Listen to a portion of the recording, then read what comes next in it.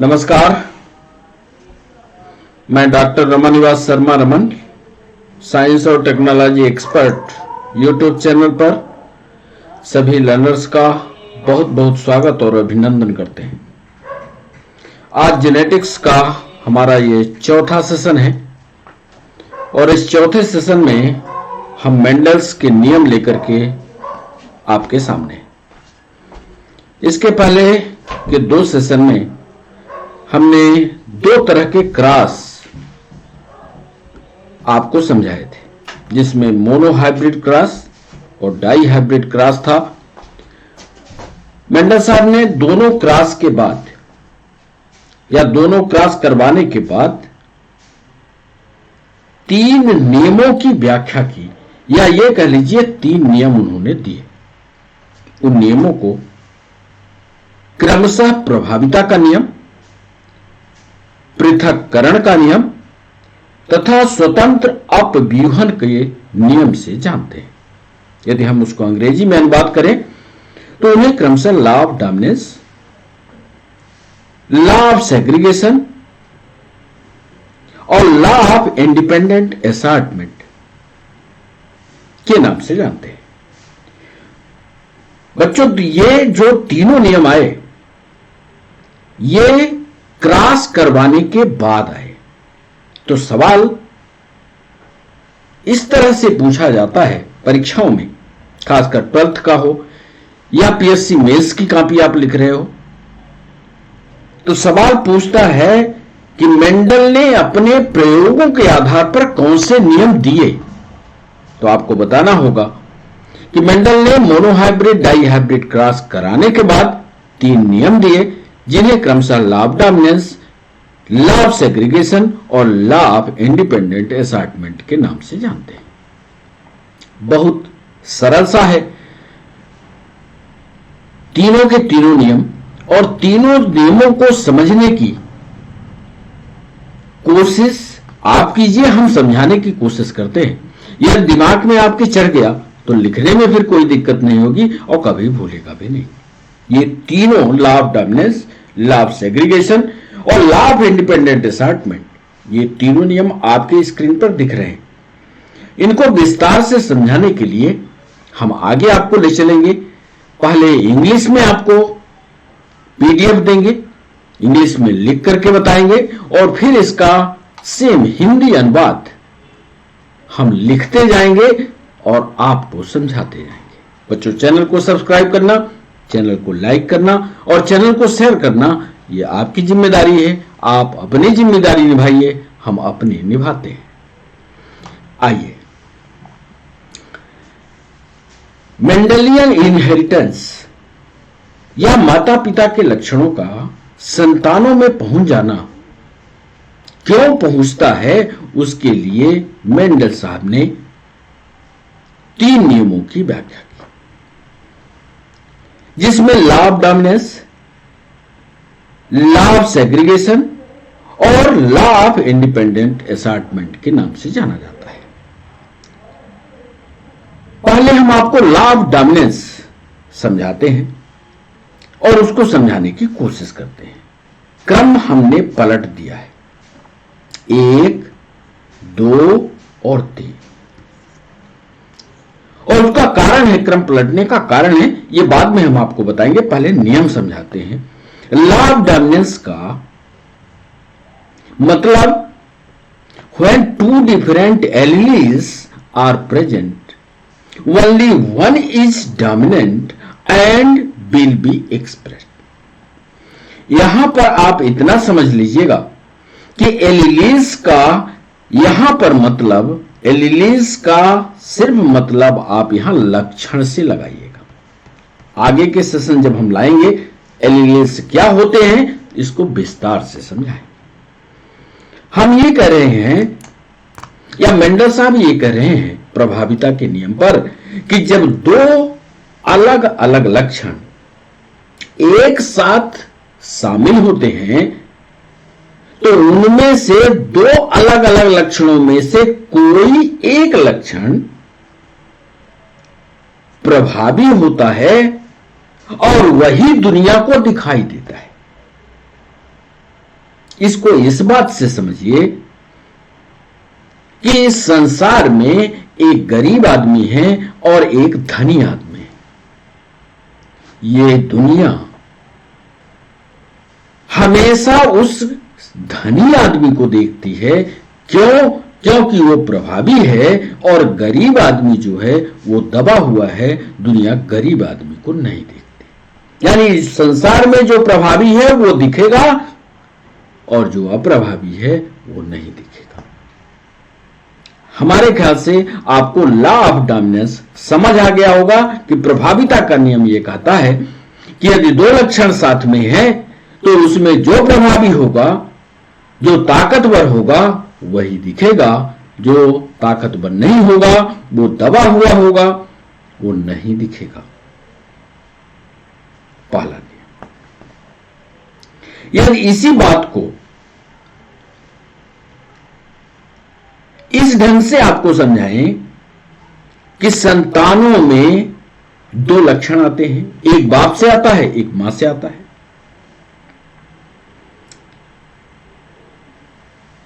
इसमें यदि एक कारक के या माता से आए हुए गुण या पिता से आए हुए गुण में कोई गुण ऐसा है जो प्रभावी है, यानी जो दूसरे गुण को दबा सकता है, तो दुनिया में प्रभावी वाला गुण दिखाई देगा और बिना प्रभावी वाला गुण यानी जो अप्रभावी होगा वो नहीं दिखाई देगा।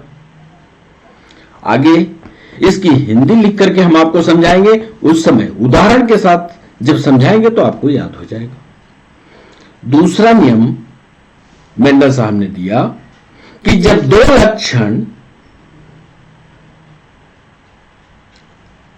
इकट्ठे होते हैं, the two alleles for each genes are placed in different gametes. इस नियम के अनुसार युग्मकों के निर्माण के समय, ध्यान से सुनिएगा, इस नियम के अनुसार जब गैमीट बन रहे हों, गैमीट क्या होंगे? गैमीट स्पर्म हो सकता है, गैमीट ओवा हो सकता है।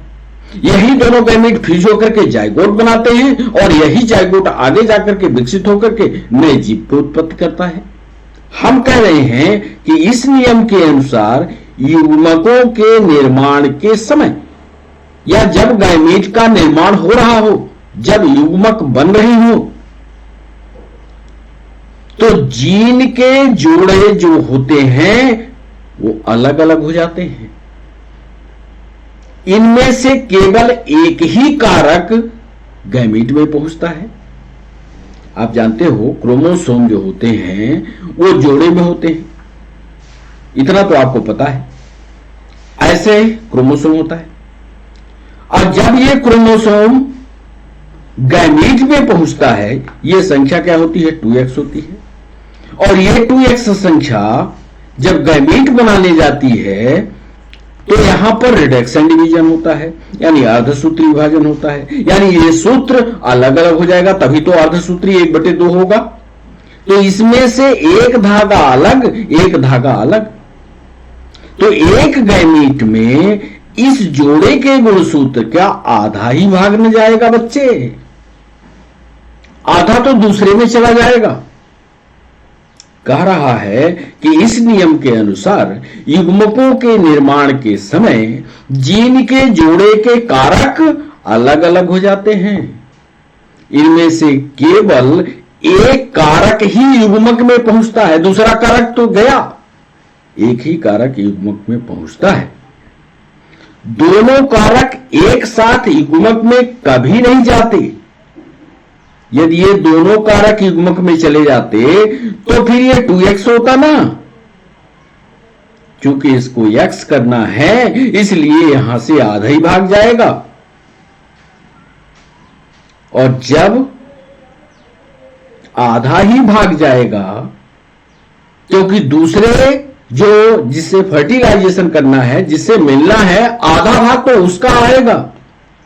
और जो ये आधा भाग आता है ना, ये प्योर गैमीट होता है, शुद्ध होता है। उधर से जो आधा आता है वो प्योर गैमीट होता है। यही प्योर गैमीट जो होता है यही लॉ ऑफ सेग्रीगेशन या पृथक्करण का नियम कहलाता है।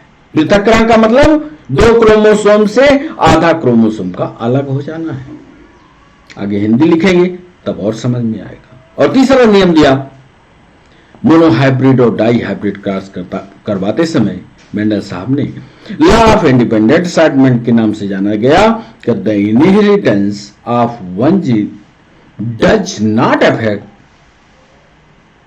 The inheritance of any other gene.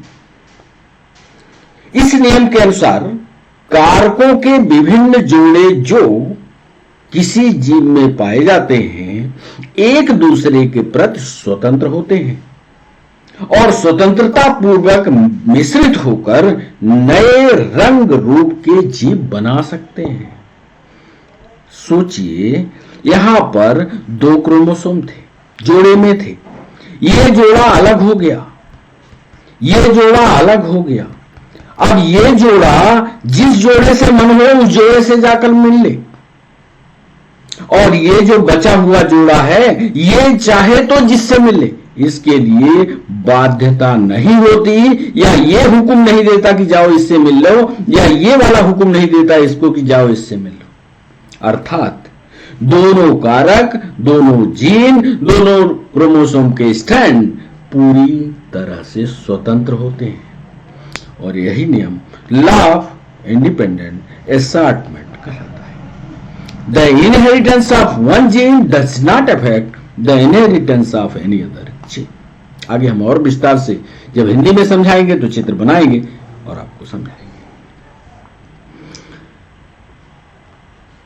अब इसका यदि हम थ्योरेटिकल डिस्कशन करते हैं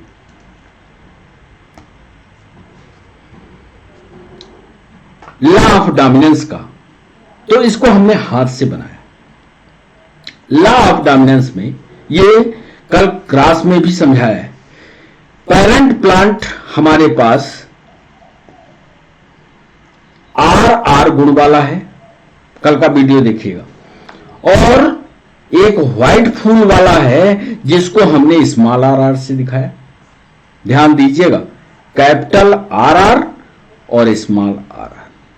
इसको हमने लाल फूल कहा था, लाल, और इसको सफेद फूल कहा था।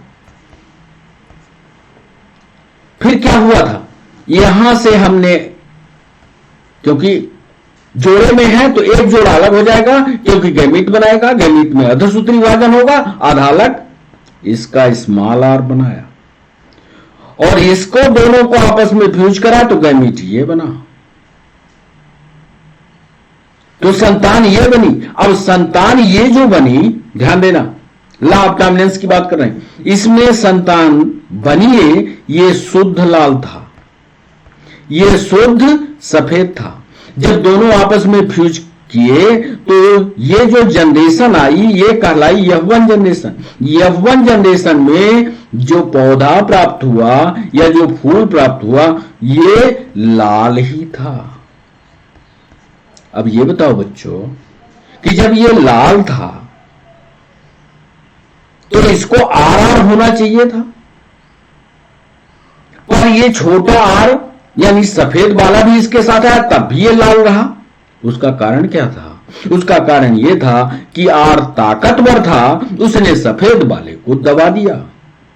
अब मेंडल साहब ने इसके आधार पर कहा कि जो ताकतवर होगा वो दिखेगा, जो कमजोर होगा वो नहीं दिखेगा।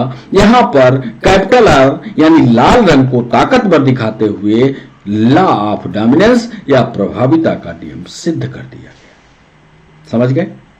आर बराबर डोमिनेंट एंड दस एक्सप्रेस्ड रेड कैरेक्टर। आर प्रभावी है इसलिए जो फूल का रंग है वो लाल दिखाई दिया। लॉ ऑफ सेग्रीगेशन में देख लो बच्चों, उसी तरह का फूल लिया, आर आर स्मॉल आर, यहां से ये गैमेट निकाला आर, ये निकाला गैमेट आर।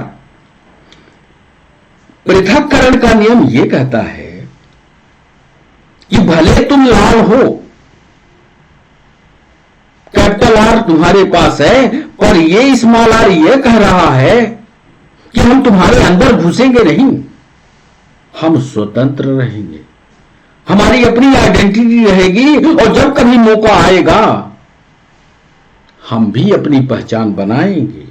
और याद करो, जब कल हमने बोर्ड बनाया था, R R R R R by ये क्रॉस किया था, तो लास्ट में जो संतान आया था वो पूरी तरह से शुद्ध था, small r small y y वाला। याद आया? वो ये कहता है स्मॉल आर कि ठीक है तुम आज ताकतवर हो बड़े आर से, तो हम लाल दिख रहे हैं क्योंकि हम दब गए, लेकिन ये तुम सोचो कि हम तुम्हारा सहयोग करेंगे या तुम्हारे अंदर घुस जाएंगे, अपना अस्तित्व मिटा देंगे, ऐसा नहीं करेंगे।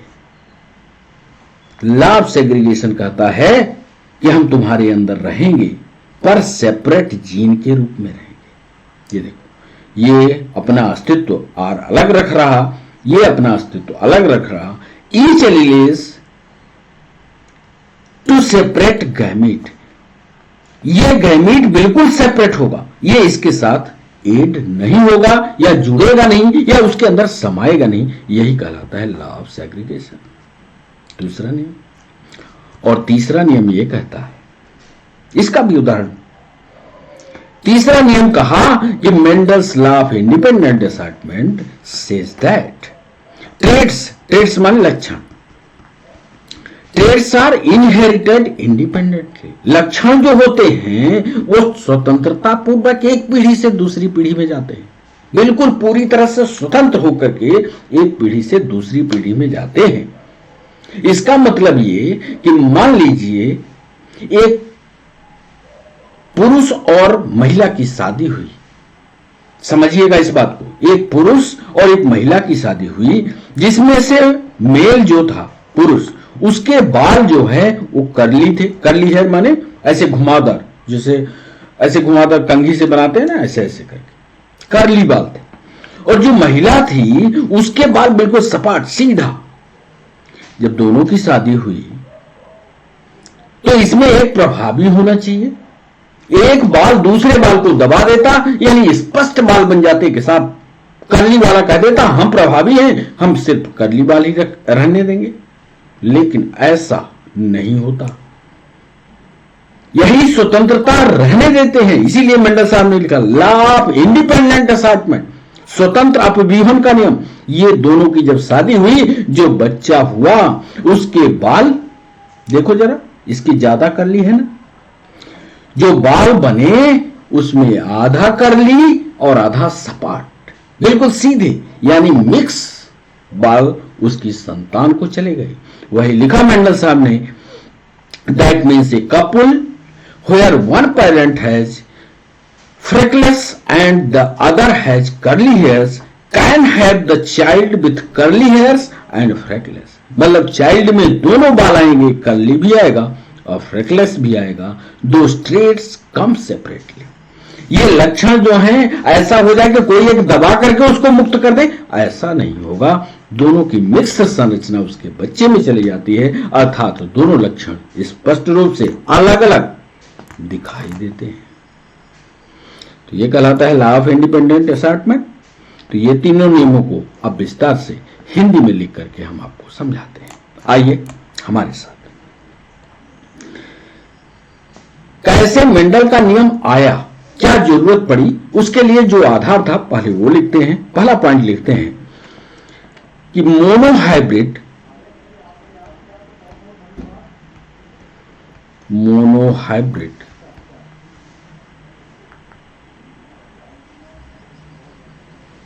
यानी एक संकरीय and dihybrid, monohybrid and dihybrid cross के आधार पर, क्रॉस के आधार पर मेंडल ने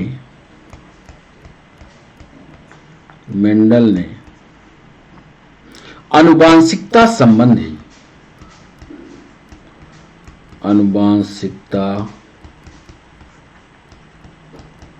संबंधी कुछ नियम दिए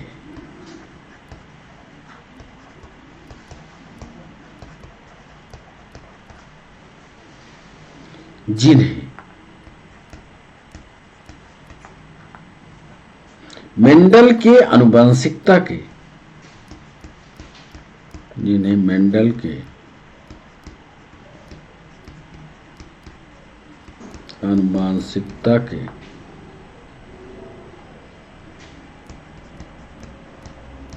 नियम मेंडल्स लॉ ऑफ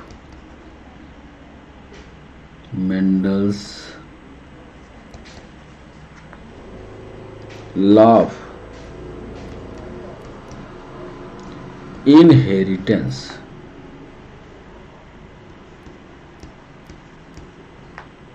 के नाम से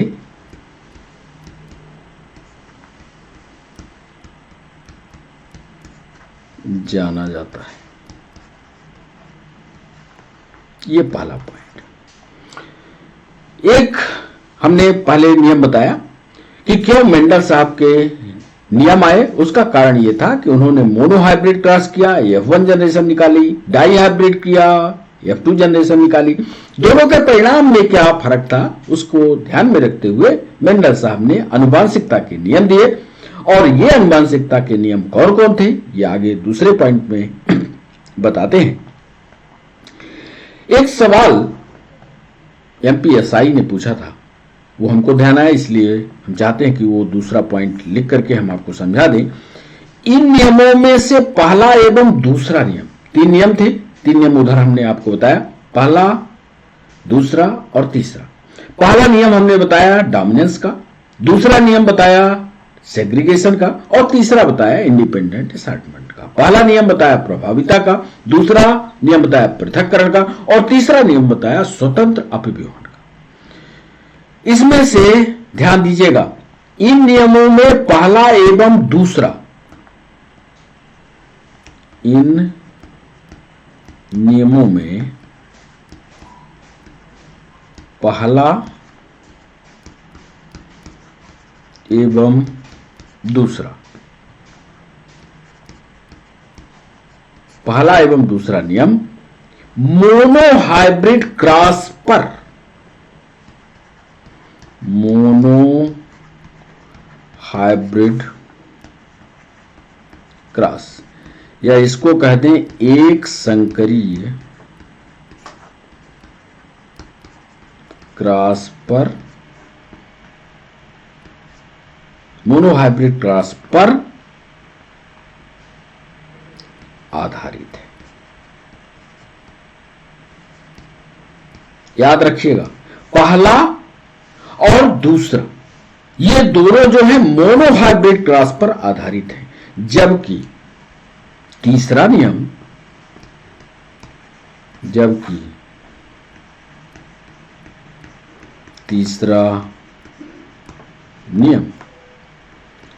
डाई हाइब्रिड क्रॉस पर आधारित है। ये नीट में भी सवाल पूछा गया कि मेंडल साहब ने 3 नियम दिए, law of dominance, law of segregation, law of independent assortment, जिसमें से पहला और दूसरा नियम यानी law of dominance, law of segregation किस पर निर्भर है। ऑप्शन दिया था monohybrid, dihybrid, both, none. आप जवाब दीजिएगा कि पहला और दूसरा मोनोहाइब्रिड क्रॉस पर आधारित है, जबकि तीसरा डाई हाइब्रिड क्रॉस पर आधारित है।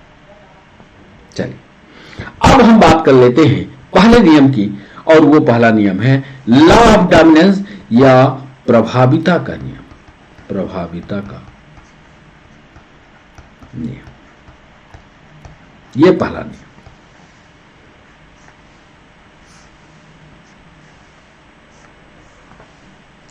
इस नियम के अनुसार, साथ में याद करते चलिएगा, इस नियम के अनुसार संतानों में उपस्थित कारकों के जोड़े में से, उपस्थित कारकों, कारकों का मतलब लक्षण, कारकों के जोड़े में से एक कारक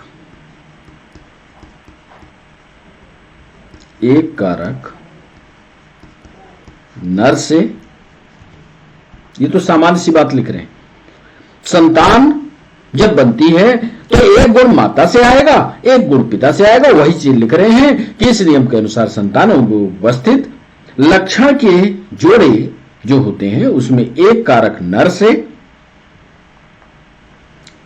नर तथा दूसरा मादा से आता है।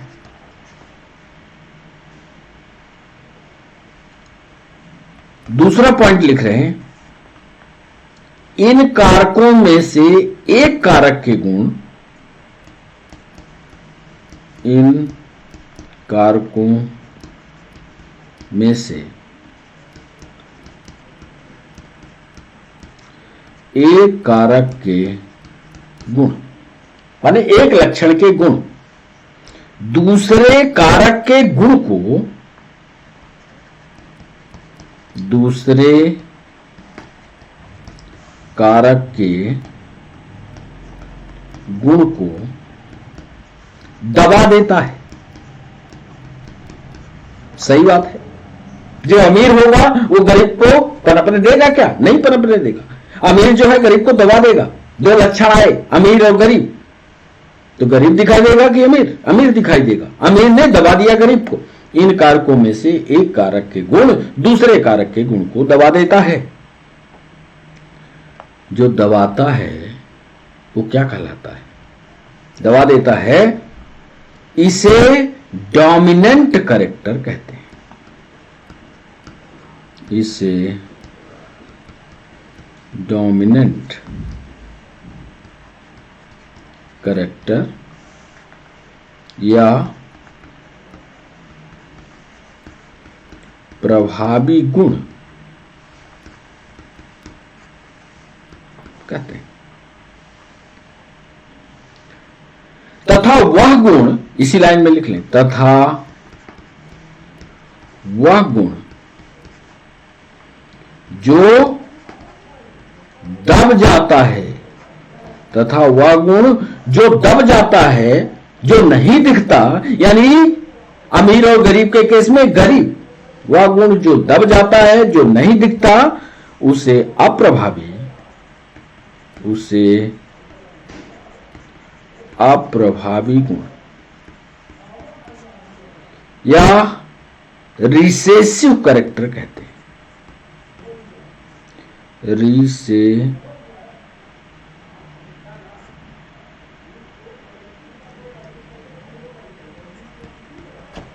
रिसेसिव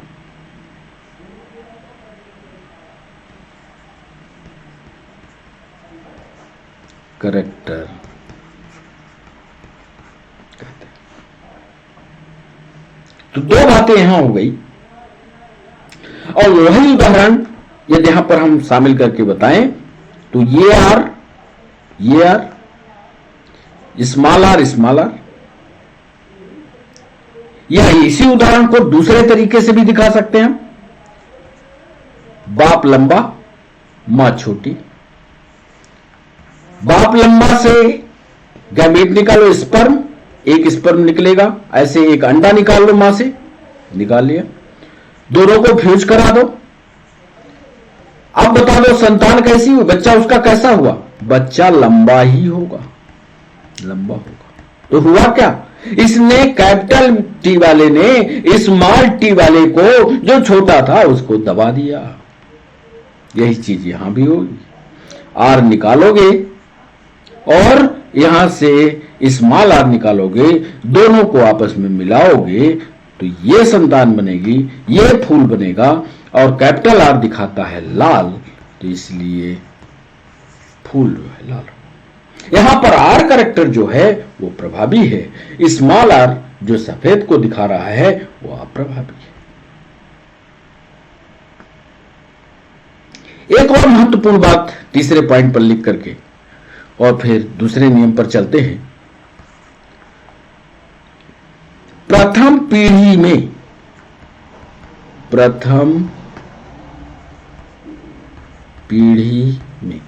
यानी F1 जनरेशन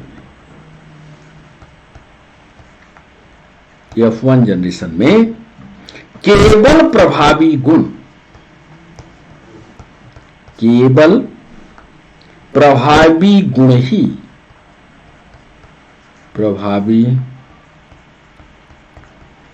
ही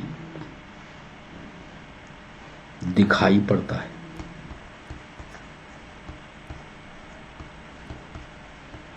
F1 जनरेशन में जो प्रभावी है वही वह दिखेगा, गरीब वाला हिस्सा जो है दब जाएगा। लेकिन ये मतलब नहीं आप अर्थ लगाइएगा कि आप प्रभावी वाले के अंदर घुस गया, डर गया, समाप्त हो गया, ये मत लगाइएगा। ये भी लिखे देते हैं, लेकिन अप्रभावी गुण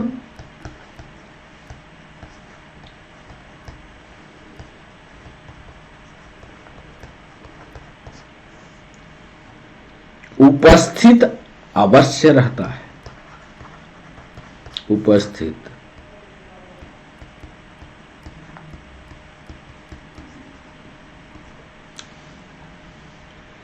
यह गुण जो उपस्थित है, दिख नहीं रहा है। कॉम्पिटिटिव एग्जाम में पूछा गया कि यह किस पीढ़ी में प्रकट होगा भाई, तो यह भी जवाब लिखे देते हैं कि यह गुण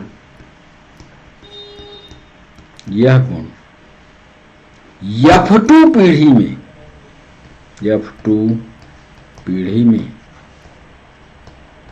प्रकट होता है। अब चलिए दूसरे नियम की बात कर लें, और दूसरा नियम है लॉ ऑफ सेग्रीगेशन यानी पृथक्करण का नियम। लॉ ऑफ सेग्रीगेशन क्या कहता है, पृथक्करण का नियम क्या कहता है?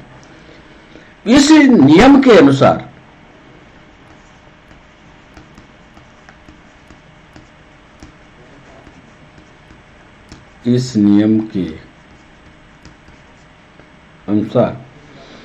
गैमीट्स के निर्माण के समय, अभी समझाया है उधर, गैमीट्स के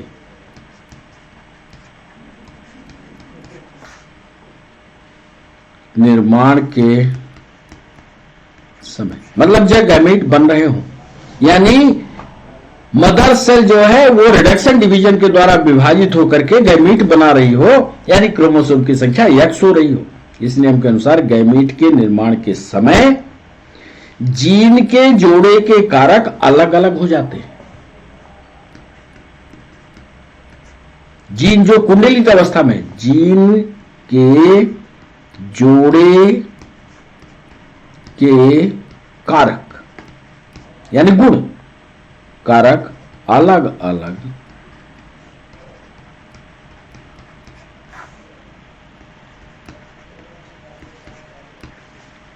हो जाते हैं, और इनमें से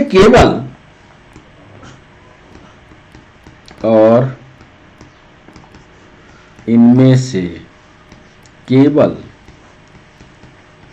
एक ही कारक ही गैमेट्स में पहुंचता है। केवल एक कारक पहुंचेगा। कैसे? दो ये जीन है, मान लो ये टी और टी है। अब ये टी से क्या होगा? गैमेट्स का निर्माण होगा। ये अभी उधर चित्र भी बना है। तो ये गैमेट्स जब बनेंगे तो बच्चा, ये बताओ, एक ही टी निकलेगा। यहां पर जो क्रोमोसोम की संख्या होगी 2x होगी, और जब ये आधा आधा बट गया तो यहां x हो जाएगी। यहां निकलने वाले गैमेट की संख्या 1 होगी। यही लिखो, इनमें से केवल एक ही कारक ही गैमेट में पहुंचेगा। एक कारक पहुंचा, दूसरा कारक खाली, एक कारक गैमेट में पहुंचेगा। दूसरा पॉइंट इसमें लिख दें, दोनों कारक यही टी है, दोनों कारक या फैक्टर एक साथ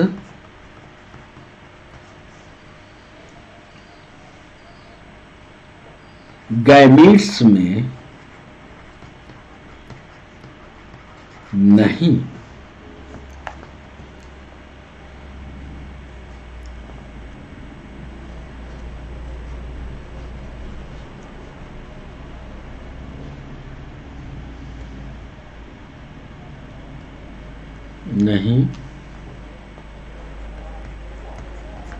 पाए जाते।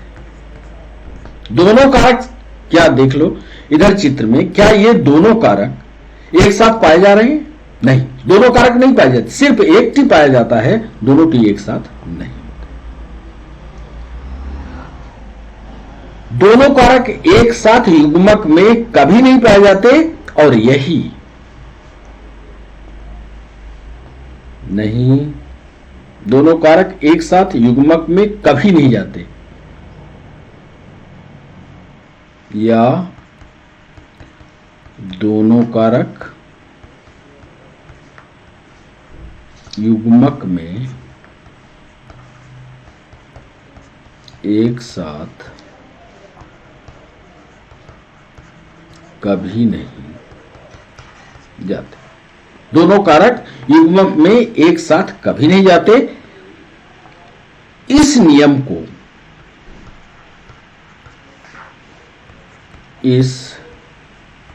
को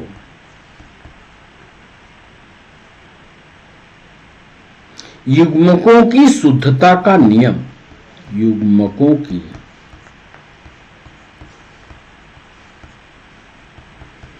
शुद्धता का नियम, law purity of gamete, law of purity of gametes भी कहते हैं। याद रखिएगा, यह भी सवाल पूछा है। तो दूसरे में हमने कहा कि इस नियम के अनुसार गैमेट्स के निर्माण के समय जीन के जोड़े के कारक अलग अलग हो जाते हैं और उनमें से केवल एक ही कारक ही गैमेट में पहुंचेगा। दोनों कारक एक साथ गैमेट में नहीं जाएंगे या दोनों कारक युग्म में एक साथ कभी नहीं जाते।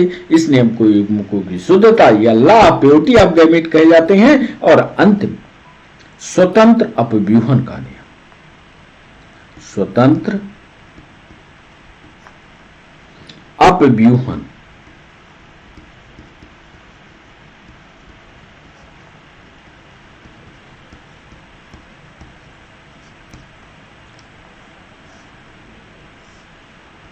लॉ ऑफ इंडिपेंडेंट असॉर्टमेंट, ये क्या कहता है इसको देख लीजिए। इस नियम के अनुसार, इस नियम के अनुसार कारकों के विभिन्न जोड़े, कारक माने लक्षण, कारकों के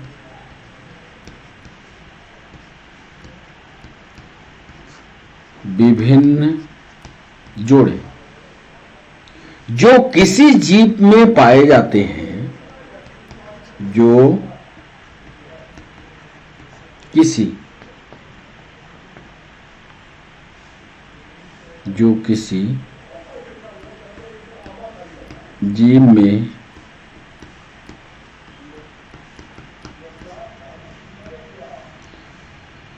जो किसी जीव में पाए जाते हैं। ध्यान से देखिएगा, इस नियम के अनुसार कारकों के विभिन्न जोड़े जो किसी जीव में पाए जाते हैं एक दूसरे के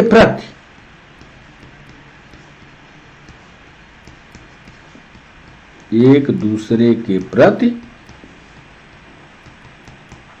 स्वतंत्र होते हैं, एक दूसरे के प्रति स्वतंत्र होते हैं और स्वतंत्रता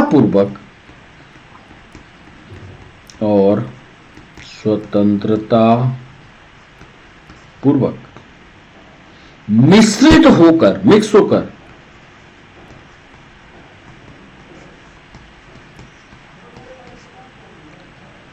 नए रंग रूप के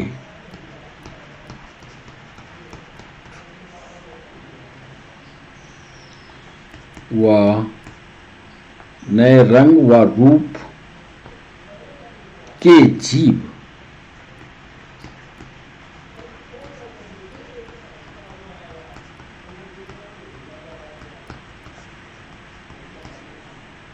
इस नियम के अनुसार कारकों के विभिन्न जोड़े जो किसी जीव में पाए जाते हैं एक दूसरे के प्रति स्वतंत्र होते हैं और स्वतंत्रता पूर्वक मिश्रित होकर के नए रूप, नए रंग के साथ नया जीव बना सकते हैं। दोनों जब सेपरेट हो गए तो दोनों सेपरेट हो जाएंगे तो एक दूसरे के साथ जाकर के कहीं जोड़ा बनाएगा, उसके लिए वो बाध्य नहीं होगा कि इसके साथ जोड़ा बना रहा है, और जब दूसरे के साथ जोड़ा बना लेगा तो एक नए जीव की, नए लक्षण वाले जीव की उत्पत्ति हो जाएगी। तो इस तरह से ये तीनों लक्षण पूरे हो जाते हैं, पर एक एक लक्षण स्वतंत्र व्यूहन का और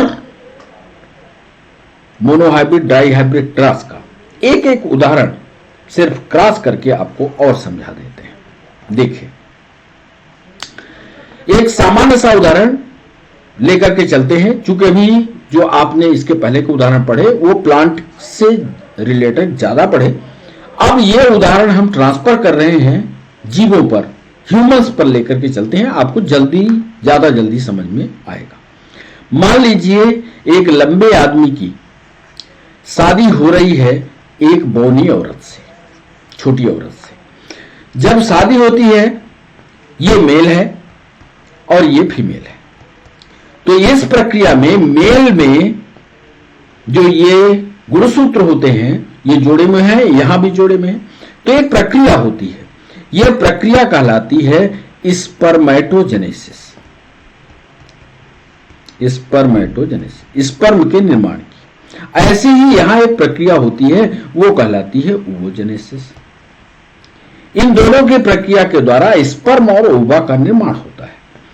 अब जब स्पर्म बनता है तो यहां पर ही आरडी होता है, रिडक्शन डिवीजन या अर्धसूत्री विभाजन होता है, यहां पर भी आरडी होता है। इस तरह से इस टी से दो टी का निर्माण हो गया। ध्यान से देखिएगा, क्रॉस आपको कैसे करना है ये देखिएगा। यहां से दो टी का निर्माण हो गया साहब, दो अंडे बने। अब जब हम इनका आपस में क्रॉस कराते हैं तो क्रॉस कराने का तरीका देखिए। इस टी का, पहले वाली टी का क्रॉस इस टी के साथ कराया,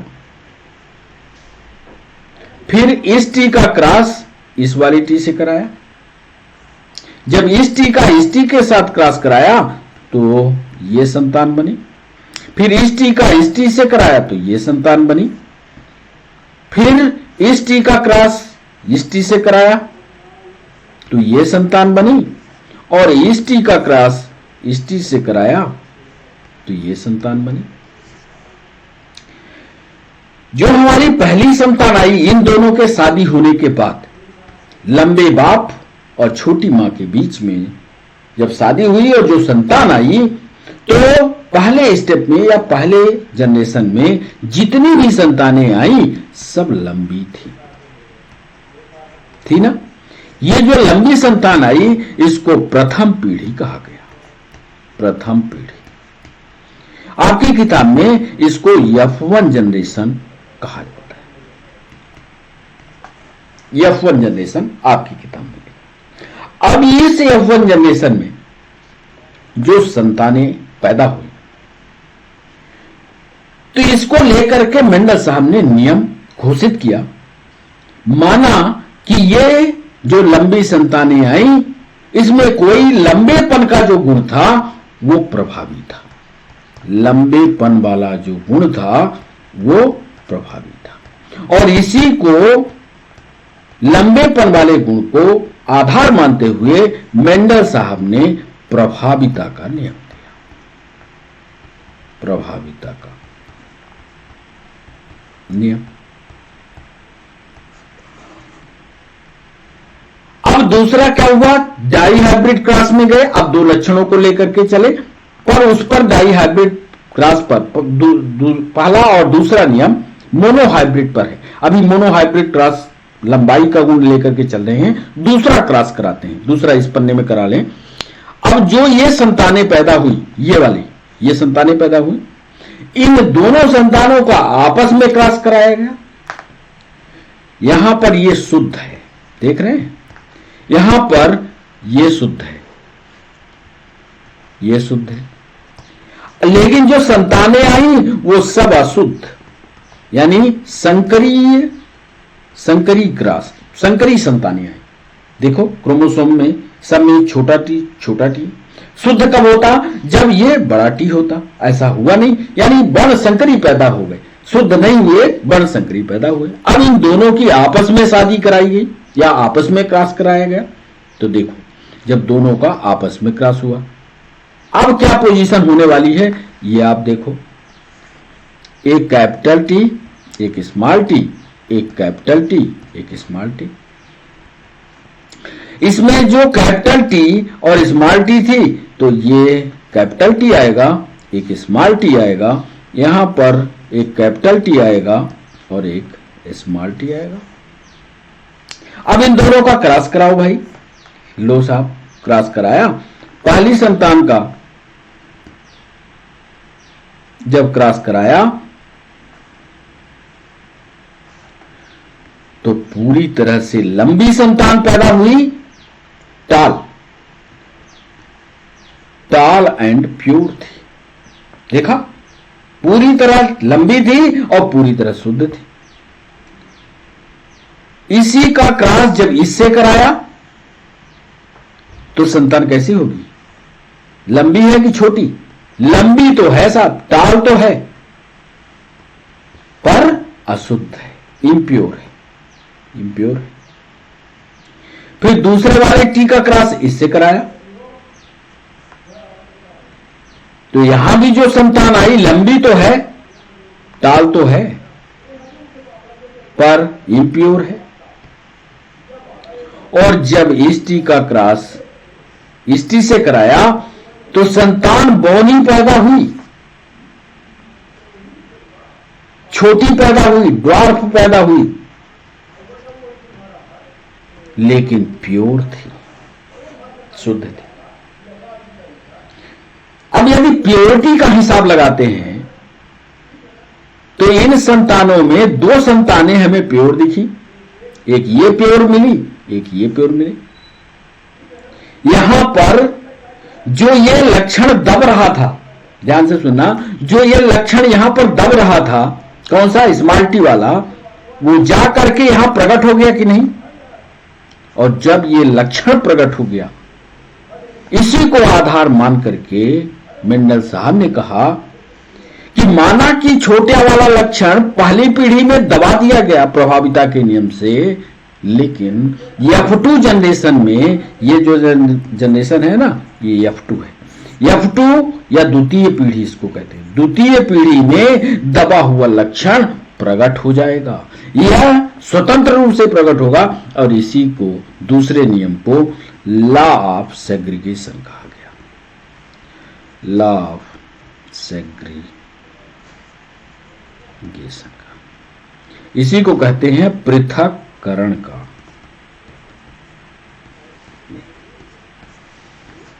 इसी को F2 जनरेशन को देखने के बाद मेंडल साहब ने पृथक्करण का नियम, क्यों, क्योंकि F2 पीढ़ी में ये पूरी तरह से अलग हो गया। और F2 पीढ़ी, इसके पहले हम आपको पढ़ा चुके हैं कि यदि यहां पर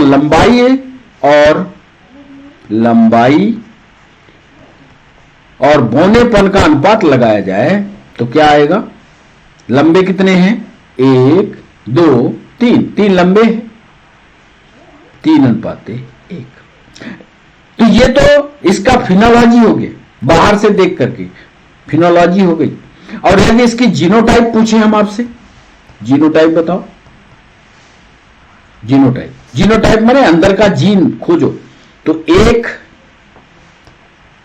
फिर अनुपात यहां देखो, ये लंबा तो है पर अशुद्ध है, तो 1:, कितने अशुद्ध हैं? 2। 1:2:1 पूरी तरह से शुद्ध है। ये जीनोटाइप हो। तो इस तरह से आपको प्रैक्टिस करनी है पढ़ने की, इस तरह से जेनेटिक्स को समझना है। तीसरा नियम जो लिया, वो तीसरा नियम लॉ ऑफ इंडिपेंडेंट असॉर्टमेंट का था। लॉ ऑफ इंडिपेंडेंट असॉर्टमेंट का था। वो लॉ ऑफ इंडिपेंडेंट असॉर्टमेंट वो डाई हाइब्रिड ट्रांसफर आधारित था। उस नियम में मेंडल साहब ने कहा कि कारकों के विभिन्न जोड़े जो किसी जीव में पाए जाते हैं एक दूसरे के प्रति स्वतंत्र होते हैं, कोई किसी के प्रति बाध्य नहीं है कि नहीं ये जाएगा तो इसी के साथ जुड़ेगा, ऐसी बाध्यता नहीं है। और इसका जो बोर्ड हम बनाए हैं इसके पहले वाले वीडियो में, उसको ध्यान से पढ़ लीजिएगा तो ये तीसरा समझ में आएगा। क्लास लंबी ना हो इसलिए अब आज का सेशन यहीं रोकेंगे। समझ में आपको आया होगा ऐसा हमें लगता है, पर आपको कैसा लगा सेशन ये जरूर हमें लिखिएगा कमेंट सेक्शन में। आप हमारे साथ जुड़े इसके लिए बच्चों आप सबका बहुत बहुत शुक्रिया। फिर मिलते हैं कुछ आनुवांशिक विज्ञान से जुड़ी हुई बातों को लेकर के। तब तक के लिए बच्चों बाय बाय, नमस्कार।